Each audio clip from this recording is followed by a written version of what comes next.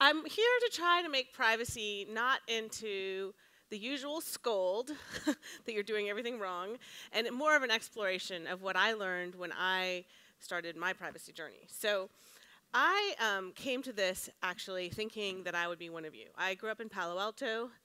I learned to program in 5th grade. This is my first computer. I was working at Hewlett-Packard in my summers and really thought I was going to go into the technology business. But I ended up going instead to the Wall Street Journal to write about technology, which was actually more fun in my opinion. And while I was there, I got really excited about the future of social networking. And I wrote this book, Stealing MySpace, which is hilarious because I was totally right about social networking. I was wrong about which one to write a book about. So anyways, it was a learning experience. But what I learned actually while I was working on that book was that the business that I covered, technology, was really different than it used to be. It started, if any of you remember, this might be too long ago, but back in the old days, we used to buy software in stores, and it came in packages, it was shrink-wrapped, and it occurred to me while I was working on this MySpace book that there was a whole new model out there, and it was really a model about monetizing your data, right? And we've all learned this lesson, right? If you're not paying for it, you're not the customer, you're the product being sold.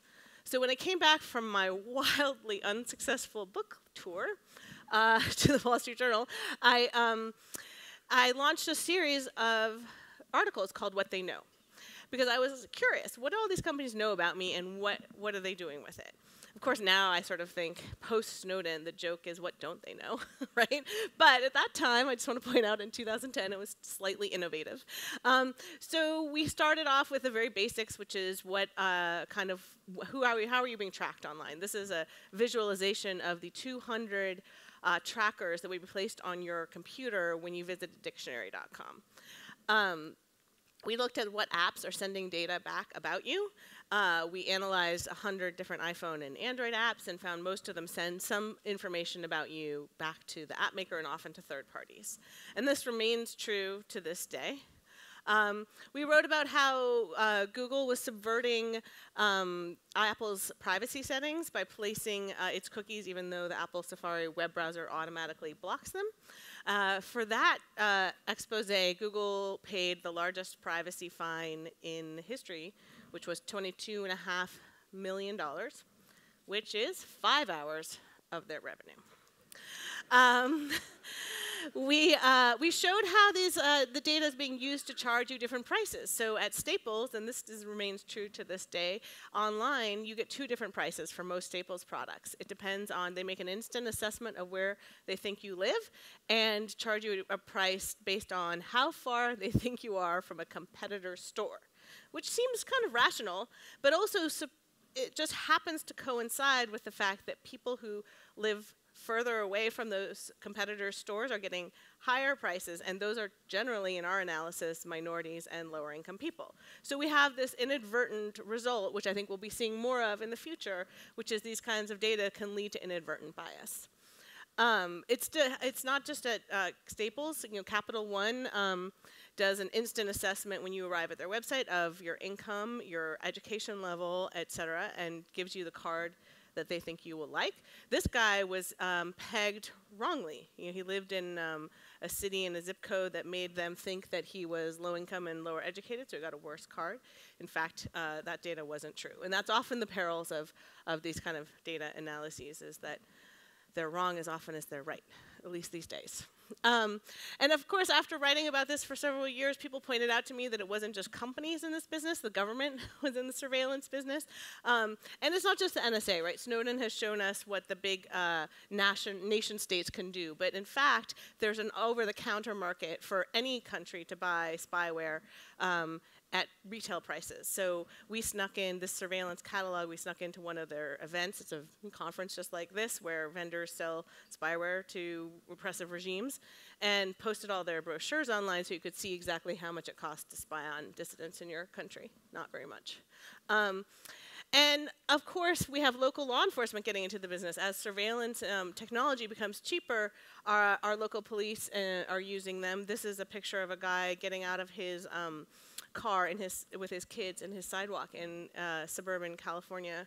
his local police were installed license plate readers that are cameras on the car that take a picture of every car you go by. And so before, he never had a record with the police. They would never have had any information about him because he had not been convicted or charged with anything. But now they have 200 different photos of him around town over a 2-year period that he managed to obtain through a Freedom of Information Act request.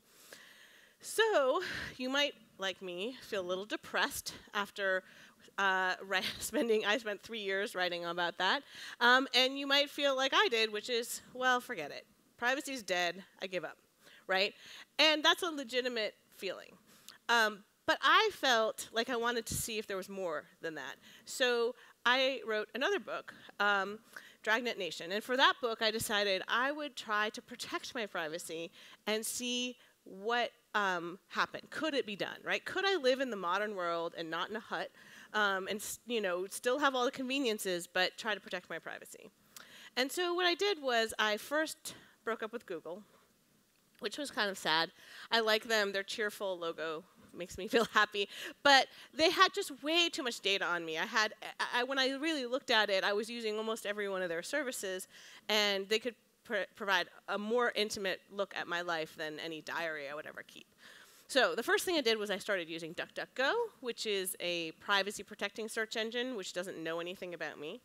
And it's a little annoying because you have to type in extra things. Like, so when I'm here in London, it doesn't know that. So if I search for something, it just gives me whatever results it thinks are best. I have to write the word London, which is kind of hilarious that when I first started using it, I thought that was so difficult. Because I was so used to Google filling in my sentences. And then I was like, wow, how lazy have I become? It's only 6 letters. Then I put in some privacy-protecting software on my web browser. This is Disconnect. It blocks all those ad trackers that are following you around the web. And I left Gmail, which was a hard breakup. It's a great service. It's free. But I wanted to be able to pay to protect my privacy. If there's one thing that is private, most private probably, is the emails I'm writing. And they scan them for keywords for advertising. So I found an privacy-protecting email service was not easy. This one, RiseUp, that I use, is very privacy-protecting, but you have to sign their political manifesto in order to join, which says that you have to be against capitalist oppression. At the time, I was working at the Wall Street Journal, which tagline, adventures in capitalism. But I decided that I was against oppression of all kinds, so it was fine. So I signed up. But I agree that it's not for everyone. And then finally, I took my data out of the cloud, right? So I took it out of the Google Cloud and put it into the Spider Oak Cloud, which is an encrypted cloud service. And for the privilege of doing that, I paid $200 a year to store all my data with them. But they cannot read it. It's encrypted on my machine before it goes to them. Then, of course, I had to break up with social networks. I left a page on Facebook that says, I'm not here, you can find me other places. And I deleted my LinkedIn entirely, which actually caused me more nerve wrack than Facebook, because I thought maybe I'd never find another job again. But I actually almost immediately left the Wall Street Journal for Propublica, where I'm very happy. So it turns out not to have affected my job search so far. The hard thing was my phone. So your phone is really a tracking device. It's with you all the time, and it's communicating in ways that you really can't audit, right? It talks to the cell phone towers, it talks to the local Wi-Fi, it talks to local Bluetooth, and you can't see those communications. You can't tell really what is happening. So I basically came to kind of an extreme conclusion, which is I needed a fake identity. So this is my fake identity. This is a woman named Ida Tarbell. She was a muckraking journalist at the turn of the century who's a heroine of mine. And I decided she wouldn't mind if I used her name. And she's not around to dispute that. So I got her a postal address. I got her a credit card, actually. American Express knows it's me. It's just an additional card on my account, but it gives me that anonymity in a restaurant, for instance. I got her an Amazon account, and that account is the one that orders all the books about the NSA, for instance, just in case that might end up putting you on a watch list. I got her a phone. And I got a Google phone because I was feeling a little guilty about my breakup with Google. And I thought I was doing really well, except for the fact that I realized that Ida and me were not that different. And what's being tracked these days is your behavior, not your identity, right? So she and I went to the same places, and we were making the same calls. And so this tracker that I was carrying around was really still tracking me. And so I realized this was sort of an unsolvable problem, and I ended up with a very sad solution, which is this bag, which blocks all signals, and I put my phone in it when I really don't want to be tracked, which unfortunately means I can't use it. So it is a completely sad conclusion to my anti-tracking journey. And the other really sad thing was the data brokers. So this is not true as much actually in the UK, but in the US there are no laws regulating the people who buy and sell your name, address, and all this information about you that used to be used to send you junk mail, but is actually now used for all sorts of other things. So I tried to opt out of them, but only 92 of the 200 or so that I was able to identify even offered an opt-out, and many of them demanded credit card information or information that just seemed too personal in order to do the opt-out. So it turns out that in the US, you can't really remove your data from those brokers. I think that is not true here in the UK, that the laws that allow you to get your data from those people. So in the end, what did I accomplish? I mean, the sad thing is that I added up how much I spent, and I spent $2,500 in 1 year.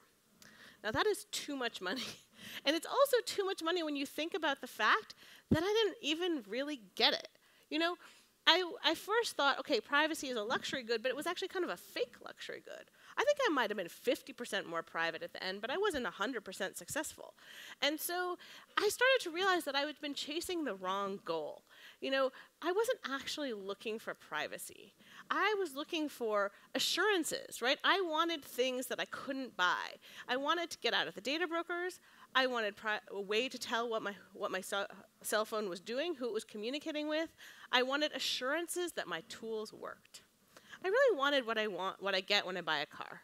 When you buy a car, it has to meet a certain safety standard. When you get in and you drive it and there's something wrong, it's their fault, and you get to sue them in court, and then they have to go and say they're really sorry, and then they have to go to Congress and say, I'm sorry, that was a mistake, and we're going to change everything, and then there's regulators involved. And that's just not true with my data. If something goes wrong, I don't have any rights. I signed them away in that terms of service, and there's no regulator out there who's going to do anything about it. And so what I realized is I'm not really looking for privacy. I'm looking for justice. We have a word for it. I want due process around my data. I want rights. And currently, I don't have those rights. And so I suggest to all of you that when we think about privacy, that we might be thinking about the wrong word. And it's a convenient catchphrase, but really, we should think about it in terms of human rights. And so that's why I made a little icon called the issue, formerly known as privacy. I borrowed this from Prince, right, the artist formerly known as Prince. And I thought, let's rebrand it. It's not privacy that we want, it's human rights. Thank you very much.